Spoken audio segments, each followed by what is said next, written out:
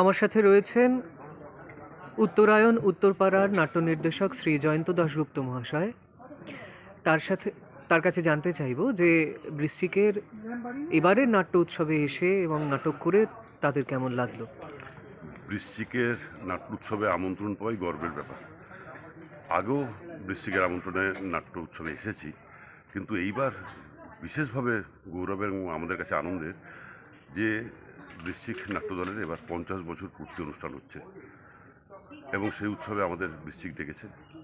বৃশ্চিক শুধু এই জেলার নয়, ছোটো নাটকে সারা বাংলার গর্ব। তারা যেভাবে সংগঠিত করেছে এই উৎসব শুধু নয়, তাদের প্রযোজনার ক্ষেত্রেও এবং এত বছর ধরে চলার পরও আগামী প্রজন্ম তারা প্রস্তুত করে রেখেছে। অনেক ছোট ছোট ছেলেমেয়েরা তারা বৃশ্চিকের প্রয়োজনে অংশগ্রহণ করছে, উৎসবে সহযোগিতা করেছে। যিনি আমার কথা আপনাদের কাছে পৌঁছে দেওয়ার জন্য সহযোগিতা করছেন, তিনিও বয়সে একদমই নবীন। দীর্ঘদিন ধরে তাকেও আমি এই কাজ করতে দেখছি।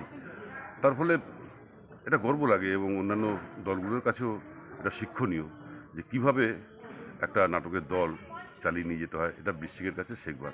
বৃশ্চিকের আমন্ত্রণ পেয়ে আমরা গর্বিত। সর্বোপরি এখানে দর্শক, কী ভালো দর্শক, ভর্তি হওয়ার মানে ওদের যে অস্থায়ী প্রেক্ষাগৃহ তৈরি করেছে, যা যে কোনো মঞ্চকে চ্যালেঞ্জ জানাতে পারে, সেই অস্থায়ী প্রেক্ষাগৃহতে এত মানুষ এবং মোবাইলের শব্দ ছাড়া শুনলেন, আনন্দ করলেন, আমাদের সঙ্গে ভাগ করে নিলেন নাটকের আমেজ।